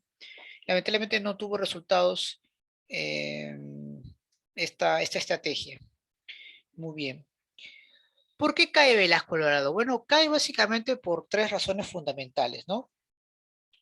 Causas económicas, políticas y sociales. Por ejemplo, causas económicas. Lamentablemente, pues, bajan los precios de las exportaciones de nuestro país, ¿no? La falta de divisas para poder sostener nuestra industria ya era insuficiente. No había inversión por parte del sector industrial privado. Entonces, y aumenta pues nuestra deuda externa. También los gastos militares enormes que hizo frente a una probable guerra o conflicto con Chile, ¿no? Hay que recordar que el gobierno de Velasco compró bastante armamento soviético. En el aspecto social, pues se empiezan a radicalizar las protestas sociales, SINAMO se empieza a desarticulizar ¿cómo es esta palabra? Empieza a desquebrajarse, ¿no? Y lamentablemente, pues, la crisis económica va a ser un factor determinante por la cual, pues, las protestas sociales cada vez van a ser más grandes, ¿no? Entonces, tanto es así, jóvenes, que en abril del 75 va a haber, pues, una huelga policial. Ahí van a haber, pues, saqueos, delincuencia generalizada. Entonces, todo obviamente un asunto muy complicado, ¿no? Ahí van a haber, pues, protestas sociales, ¿no? Por parte de no solamente los policías, sino también estudiantes universitarios, en fin, movimientos sindicales que van a hacer, pues, frente al gobierno que van a provocar una desestabilidad al gobierno de Velasco Alvarado. Y bueno, en el plano político hay que recordar que también, pues, un importante sector de las propias Fuerzas Armadas estaba dividida, ¿no? La Marina, mayormente pues de tendencia derecha, cuestionaba pues las reformas del propio Velasco Alvarado. Es más, la Marina va a comentar una serie de atentados contra el gobierno de Velasco, ¿no? Por ejemplo, colocan bombas en la embajada de la Unión Soviética, destruyen una embarcación pesquera cubana e incluso atentan contra altos importantes ministros de Velasco, donde se promovió pues el asesinato selectivo, ¿no? Por eso es que algunos indican pues que los actos de la Marina durante el gobierno de Velasco fueron un acto terrorista, ¿no? Y no deja de tener razón en ese aspecto, porque fueron obviamente situaciones obviamente de desestabilidad, todas ellas promovidas por la CIA, ¿no? Porque ya consideró pues que el gobierno de Velasco era insostenible. Muy bien. Tras estos hechos, pues ese sector de las Fuerzas Armadas contrarios a Velasco deciden dar un golpe de Estado. Y esto va a estar dirigido por el que menos iba a pensar Velasco que iba a realizarlo, que era pues Francisco Morales Bermúdez, ¿no? Francisco Morales Bermúdez pues da el golpe de Estado a Velasco Alvarado. Aprovechando pues el descontento social, la crisis económica, pues estos altos mandos más conservadores de las Fuerzas Armadas deciden quitarle el apoyo a Velasco y darle pues y delegarlo ese poder a Morales Bermúdez, ¿no? Que se pronuncia desde Tacna y da pues ese golpe de Estado al régimen de Velasco, ¿no? Un Velasco que ya había sido debilitado, hay que recordar pues que él había estado enfermo, estaba postrado en cama y bueno, pues las fuerzas mismas evitaron también pues que él pueda pronunciarse y de repente hacer una contraofensiva frente a esa conspiración que hacían contra él, ¿no? Y bueno, llega pues Francisco Morales Bermúdez, donde obviamente cambia totalmente los planes de Velasco, ¿no? El plan Inca es disuelto y surge pues el plan Tupac Amaru, ¿no? Ahora, ¿qué es el plan Tupac Amaru? Bueno, para empezar, el gobierno de Francisco Morales Bermúdez va a ser una dictadura militar contrarreformista. Va a desactivar todas las medidas nacionalistas y populistas de Velasco Alvarado, ¿no? Y claramente, pues, él es el artífice para que el Perú, pues, se inserte, pues, al modelo neoliberal que ya se estaba desarrollando en otros países, como en Chile, por ejemplo, que fue el primer país en América Latina en aplicar el modelo neoliberal, ¿no? Entonces, y poco a poco con este nuevo modelo en la cual se iba a insertar el Perú, se estaba buscando pues acercarse pues a los organismos financieros internacionales para poder recibir préstamos, ¿no? Eh, claro, bajo ciertas condiciones, claro está, ¿no?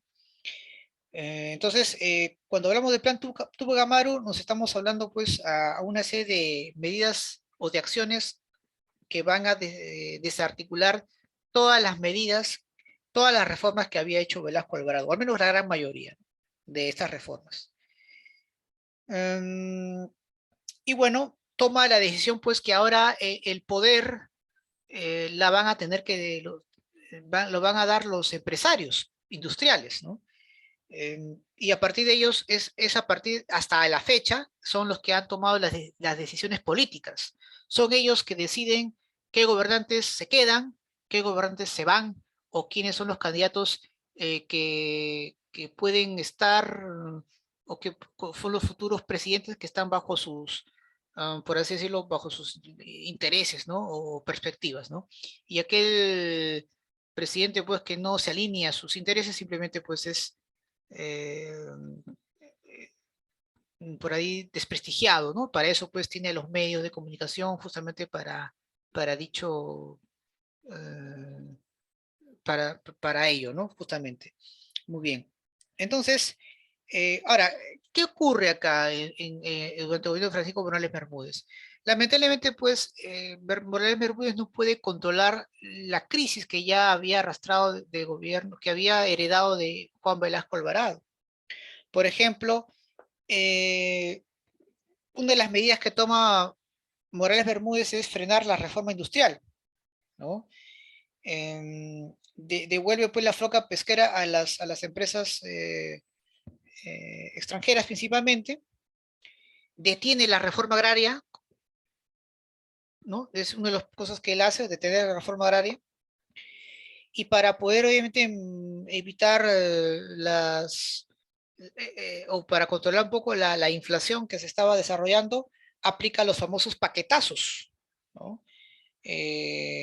Eleva pues los precios de la gasolina, los productos de consumo, en fin, ¿no? Disminuye los impuestos directos a las ganancias para de las clases altas, es decir, los impuestos que debían pagar las clases altas las deroga y más bien aplica otros impuestos que perjudicaban a la población. Como por ejemplo el aumento del impuesto indirecto, ¿no? Que de hecho pues gran parte de la población se sentía afectada y recurre pues a una serie de préstamos externos. Lamentablemente pues por estos paquetazos y estas medidas económicas se producen pues nuevas huelgas, protestas, paros. Entonces las Fuerzas Armadas ejercen pues responden de manera violenta ante las manifestaciones populares, tanto así pues que se impone pues el estado de emergencia, ¿no? Toques de queda, justamente para evitar pues nuevas movilizaciones. Y bueno, pues al final Morales Bermúdez hace todo lo posible para entregar el poder a los empresarios. Se, se, se convoca una asamblea constituyente en el año de 1978, convocada por los militares, y anuncia pues dejar el gobierno para dar paso pues a, a que los ahora son los empresarios que tomen las decisiones políticas, ¿no? Y bueno, pues en esta asamblea ingresan o integran muchos partidos políticos que eran los representantes de estos empresarios. Y en el año 79 se promulga la Constitución, en la cual pues se establece una economía social de mercado, el habeas corpus, el sufragio universal, en la cual ahora los analfabetos tienen la oportunidad de elegir a sus autoridades. Y se convoca elecciones para 1980, ¿no? Que es en este caso, sale elegido pues Fernando Belaúnde Terry, ¿no? Por segunda vez, ¿no? Bien, jóvenes. ¿Preguntas, dudas, inquietudes hasta aquí sobre el tema de hoy, chicos? ¿Alguna inquietud, dudas, preguntas? ¿Todo claro? Muy bien. Vamos entonces ahora Todo claro, profe. Perfecto. Vamos entonces ahora a desarrollar nuestras preguntitas que hay en la separata. Ya, un ratito vamos a ver acá. Algo rápido, ¿no? Porque la hora si no se nos vence, ¿no? Muy bien. Un momento, por favor. Muy bien, empezamos entonces. Primera pregunta. ¿Fueron diversas las medidas de la fase reformista entre 1968 a 1975? La reforma agraria desarrollada por el gobierno de las Fuerzas Armadas en la etapa inicial dirigida por Juan Velasco Alvarado. Tenía entre sus objetivos sociales lo siguiente: de evitar la influencia política de la burguesía industrial. No, al contrario, quería obviamente potencializarla, pero tampoco es una consecuencia o no es un objeto social, no un objetivo social. Crear el SINAMOS para controlar a los trabajadores, ya. Vice dirigida tenía entre sus objetivos sociales, ya. Favorecer el enriquecimiento de los latifundistas de la costa peruana, no. Frenar el desarrollo de los movimientos rebeldes liderados por los campesinos.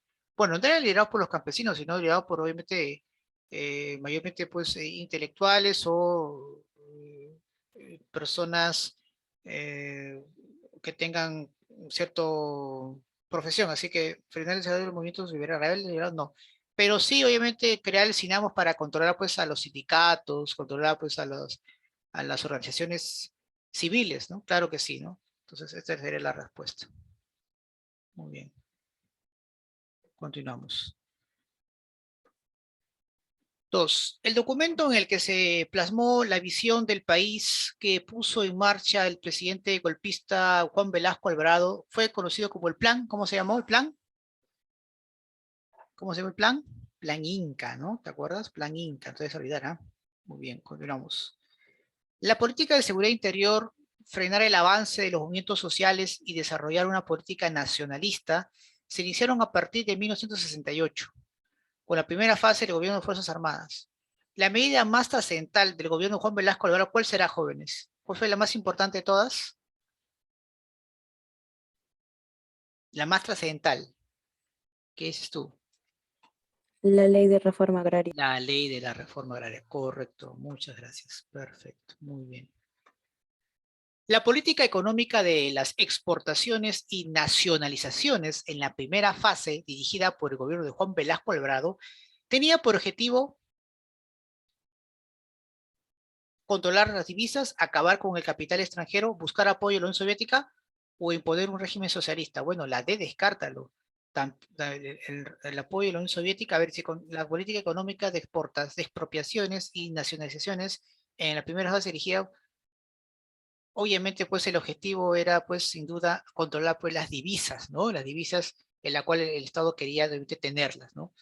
No era acabar con el capitalismo extranjero, porque claramente tenía relaciones comerciales con ellos, tampoco buscaba el apoyo de la Unión Soviética, así que eso no es cierto, y tampoco imponer un régimen socialista, ¿no?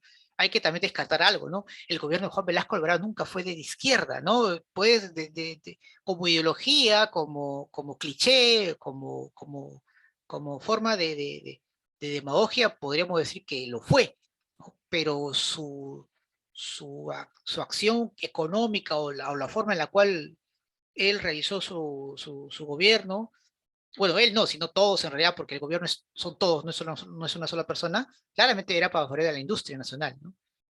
Así es. Entonces, la respuesta es la letra A. Muy bien. La política de nacionalizaciones fue característica del Plan Inca, que lideraron los militares. En 1968, la empresa norteamericana IPC se convirtió, bueno, muchas empresas extranjeras pasaron a ser empresas nacionales. En este caso, la IPC, la International Petroleum Company, se llamó pues a partir de ese momento hasta la fecha, Petroperú. ¿Ya? Petroperú. Listo. Continuamos. Las tierras expropiadas a los latifundistas en la costa y en la sierra por el gobierno del general Juan Velasco Alvarado fueron transferidas a los pequeños y medianos propietarios peruanos, a las cooperativas y sociedades agrarias de interés social, a las empresas internacionales con capacidad de reinversión o a los campesinos sin tierra y a la pequeña burguesía. ¿Se acuerdan que él formó el SAIS y CAPS? A decir, se le entregó pues a las comunidades campesinas organizadas, ¿no? Entonces, a las cooperativas y sociedades agrarias de interés social. Muy bien, ya está. Muy bien, continuamos. Morales Bermúdez se vinculará a los organismos internacionales donde nuestro país tomará como medida oponerse a las propuestas del Fondo Monetario Internacional. No, para nada, al contrario. Va a estar sometido al Fondo Monetario Internacional. Ampliar la intervención estatal, tampoco. Eliminar los subsidios a los alimentos, restringir las importaciones y el libre mercado, obviamente que no, al contrario, a partir de esa fecha vamos a ser importadores, ¿no? De bienes y servicios. Entonces la respuesta será pues eliminar los subsidios, ¿no? Ahí obligado pues que el Estado ya no debe subsidiar los alimentos, y por eso que se elevaron los precios altísimos. Continuamos. La grave crisis económica a partir de 1973 agudizó los problemas de la primera fase del gobierno de las Fuerzas Armadas, del general Velasco Alvarado. En 1975, el general Francisco Morales Bermúdez tomará el poder mediante la subconvivencia, el arequipazo, la página 11, o el golpe de Estado en Tacna, llamado el Tacnazo, ¿no? El Tacnazo. Muy bien. Continuamos acá. Señale cuál de las siguientes fases se identifica el gobierno de las Fuerzas Armadas. A ver, señale con cuál de las siguientes frases se identifica el gobierno de las Fuerzas Armadas. Bueno, durante el gobierno de Velasco Alvarado fue también miembro de los no alineados, es decir, ni con el capitalismo ni con el comunismo, ¿no?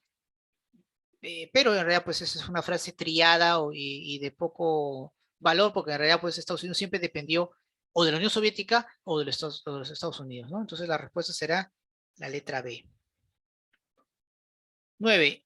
El plan de las reformas aplicado durante la primera fase del gobierno revolucionario de las Fuerzas Armadas estuvo inspirado en la política del CEPAL, los lineamientos del Fondo Monetario Internacional, el consenso de Washington o el neoliberalismo. Obviamente, pues estaban inspirados pues, en la CEPAL, ¿no? Que obviamente, bajo esa doctrina, los militares obviamente se dieron, tomaron la decisión obviamente de desarrollar el país, ¿no? Muy bien, la letra A. Continuamos.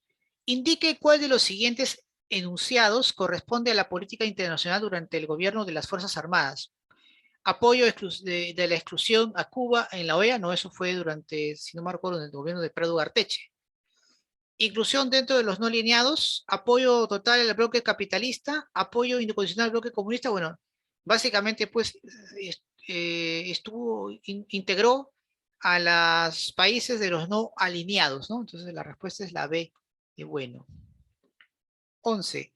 La creación del uniforme escolar, la usanza del estilo militar y la educación técnica laboral fueron parte de las reformas educativas y que estuvo dirigido todo esto por Augusto César Bondi y Walter Peñalosa.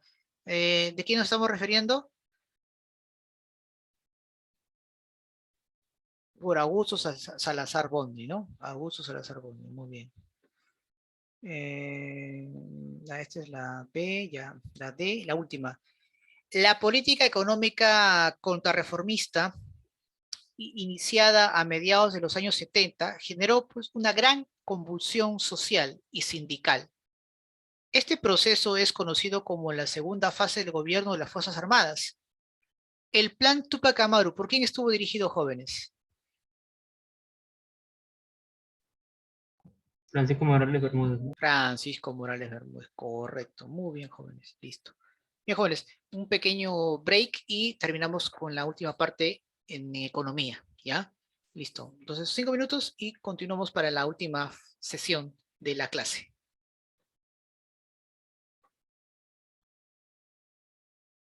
Bien, terminando con esta sesión en economía, vamos a hablar sobre el capital.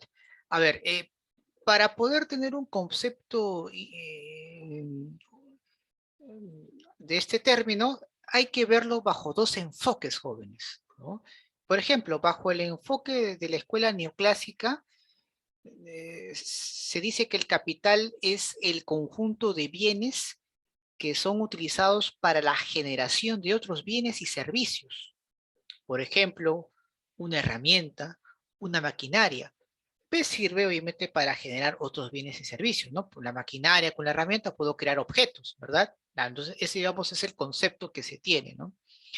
Eh, es más, ellos consideran pues que el capital es considerado como un factor derivado. ¿Por qué, profesor? Porque resulta pues de combinar el trabajo del ser humano con los recursos naturales. Y también es considerado un factor auxiliar. ¿Por qué? Porque el ser humano para producir utiliza maquinarias, herramientas, locales, insumos, ¿no? Entonces, es decir, hace uso del factor capital para crear bienes y servicios, ¿no? Eso es lo que obviamente consideran pues los de la escuela neoclásica. En cambio, el enfoque socialista tiene otro concepto de capital.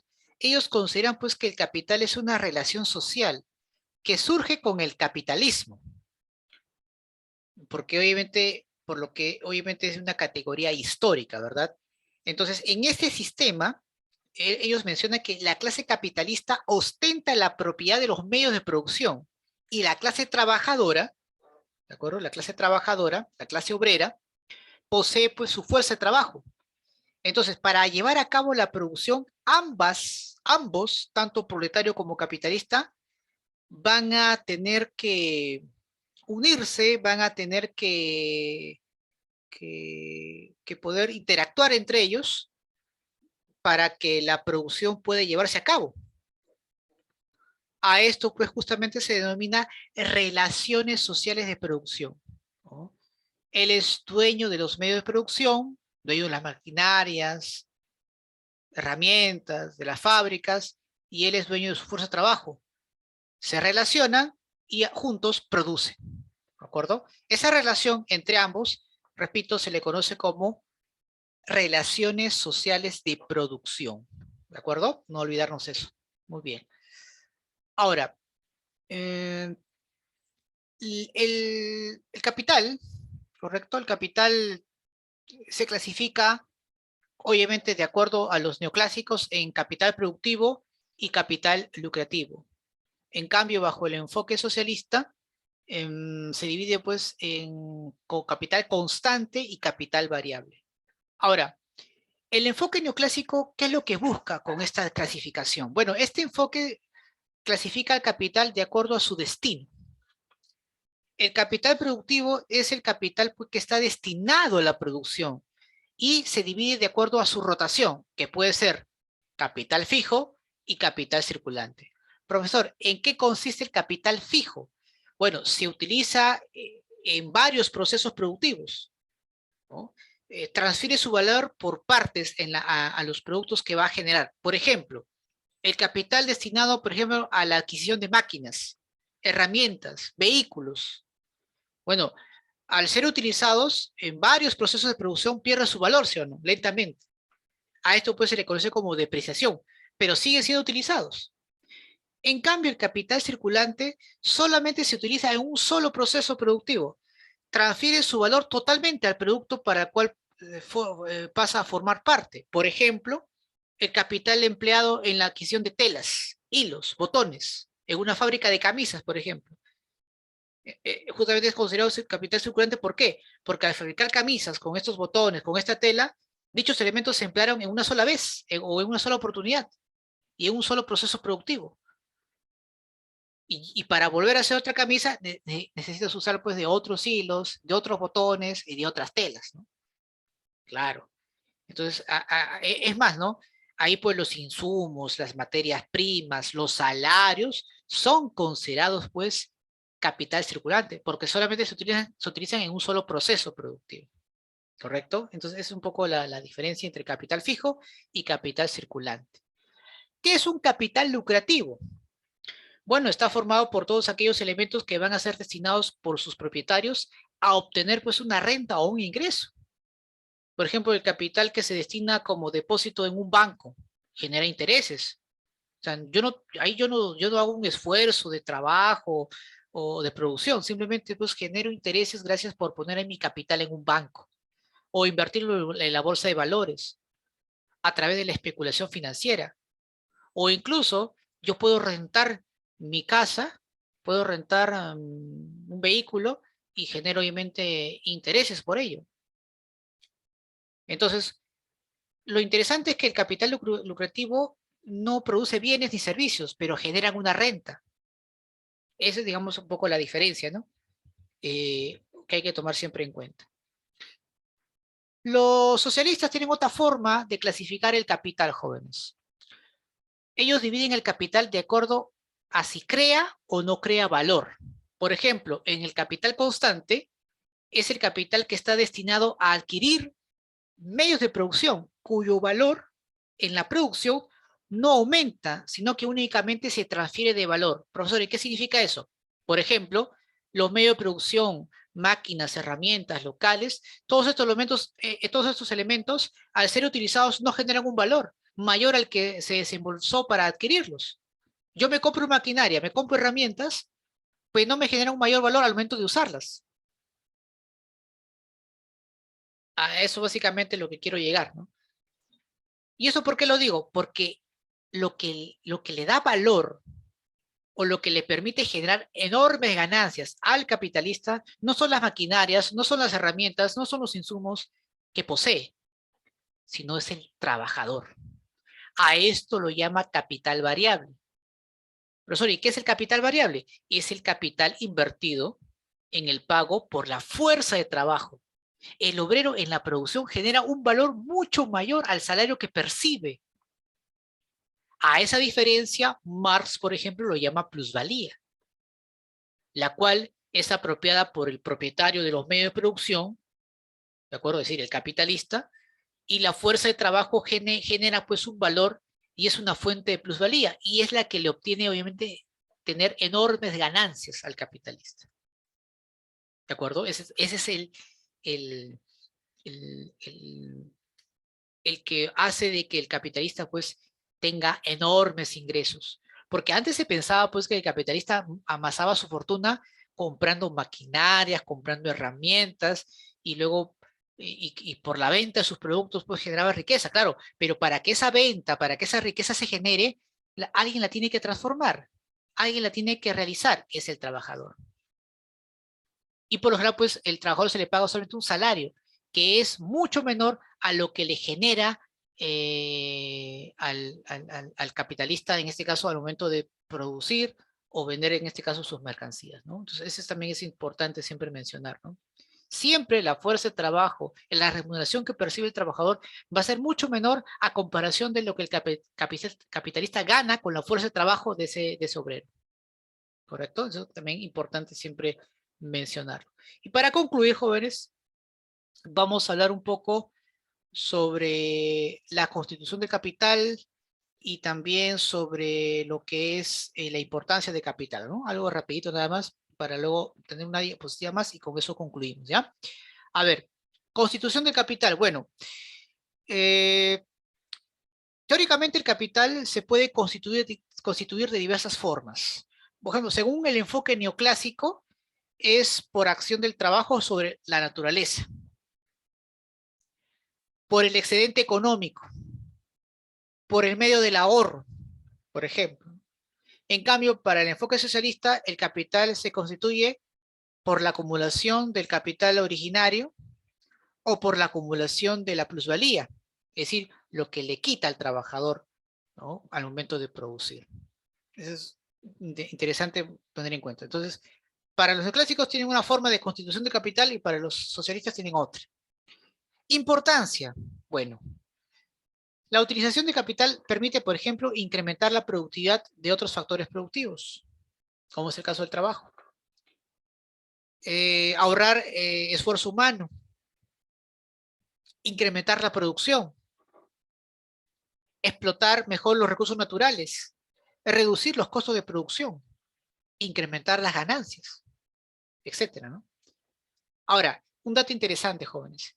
Si bien el capital ha logrado beneficios y avances en la sociedad actual, también pues obviamente hay que considerar pues que ha generado desempleo, ya que claramente pues al elevar la productividad se logra pues prescindir de los trabajadores, ya que, claro, y de esta forma pues disminuye pues el empleo de mano de obra, porque a medida que avance la tecnología, los trabajadores obviamente van a ser reemplazados por las máquinas. La inteligencia artificial, por ejemplo, algún día, y eso no va a ser mucho tiempo, va a reemplazar trabajos sencillos que mayormente siempre hacen las personas. Solamente aquellos que tienen especialización van a poder mantener su trabajo. Entonces, el factor capital en esta sociedad continuamente pues viene desplazando al factor trabajo, sin lugar a duda. ¿De acuerdo? Muy bien. Vamos a terminar para esta parte con respecto a otras formas de capital. Ahí está, otras clases de capital. Por ejemplo, ¿en qué consiste, profesor, el capital comercial? Bueno, el capital comercial se logra por la actividad pues, comercial y se constituye por las ganancias obtenidas de la diferencia del precio de compra con el precio de venta, por ejemplo. El capital industrial se genera pues por la presencia de los excedentes productivos en la economía. Esta clase pues de capital corresponde principalmente a las economías desarrolladas. Pues oye, el capital bancario, el capital bancario se origina por las obligaciones que se generan entre los clientes y las instituciones financieras. Y el capital financiero es interesante porque el capital financiero nace como resultado pues de la unión entre el capital bancario y el capital industrial. Y actualmente, jóvenes, es el que predomina, el capital financiero. Es el que pone los lineamientos y son los que obviamente controlan el mercado y la economía del mundo. Interesante, ¿verdad? Muy bien, chicos. Bien, jóvenes. Ahí también les he dejado una pequeña separatita. Vamos a solamente resolver algunas cuantas. El resto, por favor, háganlo también ustedes, resuélvanlo. Y si es que hay una duda, pues ya saben, pues me pueden escribir al WhatsApp, ¿no? Si es que hay una duda en ese aspecto. Muy bien. Vamos entonces rápidamente a desarrollar algunas de las preguntas de la clase de hoy del capital, ¿ya? Algo rápido nomás. Un ratito, por favor. A ver, número 2 dice, Gastón ha adquirido una serie de ingredientes, las cuales mezclará en su cocina, pues preparará un rico arroz con pollo, que venderá en la feria gastronómica del fin de semana. Para Gastón, tanto los ingredientes como su cocina y utensilios constituyen como capital de tipo, bueno, lucrativo, descártalo, no es lucrativo, bancario tampoco, mercantil menos. ¿Cuál sería ahí en todo caso? ¿Qué tipo de capital? Productivo, ¿no? Productivo, muy bien, Productivo. productivo, excelente. Entonces, eso lo vamos a ir anotando, ¿ya? Productivo, muy bien, productivo, excelente. La número 4 ahora dice acá. Profesor, Sí, ¿ahí también puede ser capital fijo? a ver, a ver, a ver. Dice fijo, claro, en este caso podría ser un capital fijo, ¿no? Claro, pero en este caso eh, estamos hablando, en este caso no, porque ahí habla de insumos, y los insumos pues no es un capital fijo, ¿no? Pero Pero la cocina. insumos, sí, la cocina sí, pero ahí cuando ya habla de los ingredientes, entonces claramente no puede ser capital fijo, pero sí capital productivo, Ok. porque está albergando tanto el capital fijo como el capital circulante, ¿no? Claro, en ese aspecto sí hay que tomar en cuenta. Muy bien. La número 4 dice, Mario vive en el norte de nuestro país, es un padre responsable dedicado pues a la pesca del mar, obtiene pues los bienes que servirán como alimento para él y su familia. De lo anterior podemos decir lo siguiente, o deducimos que los productos que le ofrece el mar son recursos no renovables, descartado, ¿no?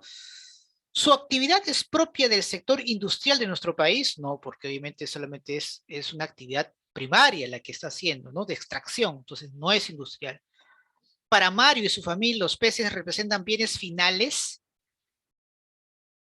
Los peces que obtiene Mario se constituyen como bienes económicos. Bueno, la C, obviamente, también descartemos esto porque no son bienes finales, ¿no? No están comprando una lata de sardina o atún, ¿no? Son peces que vienen directamente del mar. Pero estos peces que utiliza para poder vender o consumir son, de hecho, pues bienes Económicos, ¿no? Claro, ¿no? Bienes económicos. Profesor, ¿a qué se llama bienes no económicos? Son aquellos que solamente lo cogemos en la naturaleza y punto, ¿no? No requieren nada más. Pero en este caso, Mario no solamente los extrae, sino también utiliza una serie de acciones para tenerlo o para poder sacarle provecho, ¿no? Muy bien, entonces, claramente la respuesta es la de Teto. Muy bien, continuamos acá. En la producción, las 6 ahora, perdón, ¿no? Pensé que eran las, ya. Yo los números pares y ustedes los impares, ¿ya? 6. Si bien es cierto, en los años, con los años, el hombre se ha vuelto más diestro en la producción de ciertos bienes, también es cierto que el uso de las herramientas ha permitido que la producción se eleve de manera considerable. Por ello, una de las características del capital es que, características, a ver, eleva la productividad del hombre, encarece el proceso productivo, reduce los niveles de producción o aumenta el esfuerzo humano. Bueno, de hecho, pues supuestamente el capital disminuye el esfuerzo humano, ¿no? Porque ahora, pues, una cosa, por ejemplo, es cortar un árbol con el hacha y otra con una sierra eléctrica, ¿no? Por ejemplo. Pero sí eleva la productividad del hombre, ¿no? Porque obviamente a mayor tecnología hay menos esfuerzo y hay mayor productividad. Por lo tanto, acá cuál sería la respuesta. La letra A. Muy bien. Continuamos, a ver, la número 8. Las actividades intensas en capital o del capital, bueno, las actividades intensivas en capital y se permiten a las empresas beneficiarse a través de mejores pagos de salarios, menores utilidades, mayor productividad o mayores costos. ¿Tú qué dices? A ver, como empresario, ¿cuál sería tu mejor rentabilidad? Tener una mayor productividad, que al final también ¿qué te genera? Ganancias, ¿no? Muy bien. Pues, ¿cómo puedo obtener ganancias? Aumentando o manteniendo bueno, tienes dos formas de obtener ganancias.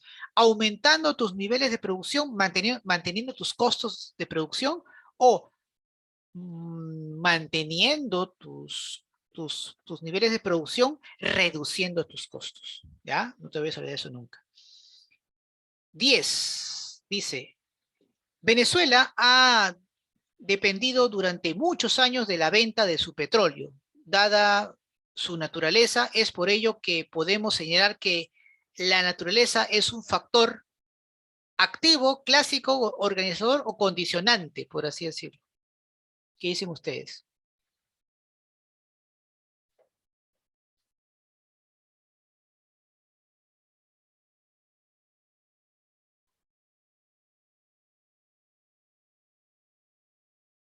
¿Qué dicen ustedes? A ver.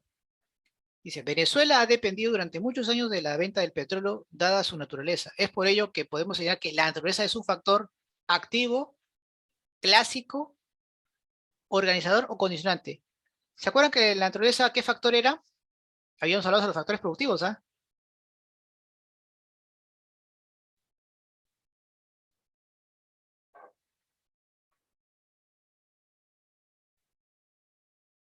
Porque pues, si hablamos de factor, es un factor originario. Y acá no nos dice que es originario, pero es un factor clásico, ¿sí o no? Claro, es un factor clásico. Entonces, ¿ahí cuál sería la respuesta? La letra B, ¿ya? Muy bien, muy bien. Continuamos. La 12, la última, dice. Indique el enunciado que defina al capital bancario. Ahí está. ¿Se acuerdan que hablamos del capital bancario? Muy bien. Ganancia propia de las ventas comerciales. Diferencia entre el precio de compra y el precio de venta del bien. Diferencia entre las tasas de interés bancarias. Monto de dinero otorgado por el banco para empezar un negocio. ¿La C o la D? ¿Qué dices tú?